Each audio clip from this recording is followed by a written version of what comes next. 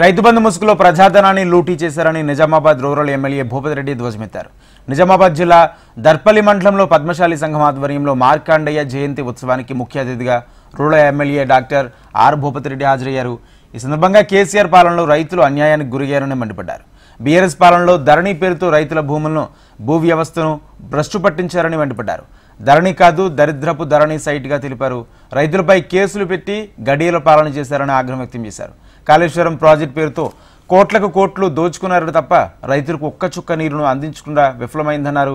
Project పైపులను సైతం అమ్ముకున్నారని విమర్శించారు.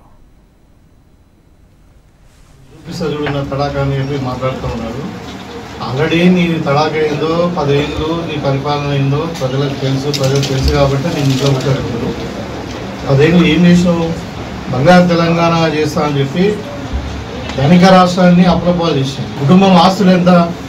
2014లో 24లో నీ ఆస్తులు ఎంత? మీ కుటుంబ సభ్యులే ఒక్కొక్కలకు 5-6 ఫామ్ హౌస్లు, 100 ఎకరాల పొలాలు, ఇల్లు, అంటే మొత్తం తెలంగాణను మొత్తం కుటుంబం దోసుకున్నారు. తర్వాత లేక నువ్వు ఏమైనా కట్టినవా అంటే ఏమైనా చేసినావా 10 ఏళ్ళు అంటే లేదు కాళేశ్వరం కట్టినా అంటుంది. ఆ కాళేశ్వరం ఏమో 3 ఏళ్ళకే ఊడిపోయింది. చేసిన పని ఒకటి అది. ఇవాళ వాళ్ళు మాట్లాడుతూ ఉన్నారు కాంగ్రెస్ పార్టీ గురించి.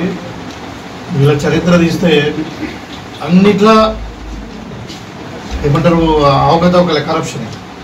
గొర్రెలలో స్కామే, చేపలలో స్కామే, భూమి మాదాపూర్ భూములలో స్కామే. ఇక ధరణి అయితే అది చెప్పదరం కాదు మొత్తం ప్రతి ఒక్క పేద కుటుంబం, ప్రతి ఒక్క రైతు కుటుంబము దాంట్లో నలిగిపోయి ఇక మమ్మల్ని ఇంకా ప్రజలు మర్చిపోతారేమో అని చెప్పి మేము ఉన్నామని చెప్పడానికి ఉనికి కొరకు ఏదో నెలకు ఒకసారి 2 నెలలకు ఒకసారి మీడియా ముందు కనబడడం తప్పితే నువ్వు ఎక్కడ బాధ్యత నిర్వహిస్తున్నావు? ఇక్కడ చూసినా అవినీతి కుటుంబం మొత్తం, అంటే ఎంత చూసినా వీళ్ళే ఉన్నారు. ఇక హైదరాబాద్ చుట్టూ భూములు చూసినా వీళ్ళే. అంటే ఎట్లా తయారైందంటే ఇప్పుడు తెలంగాణ అంటే కేసీఆర్ కుటుంబం అంటేనే ఒక అవినీతి, ఒక డ్రగ్స్ కేర్ ఆఫ్ అడ్రస్.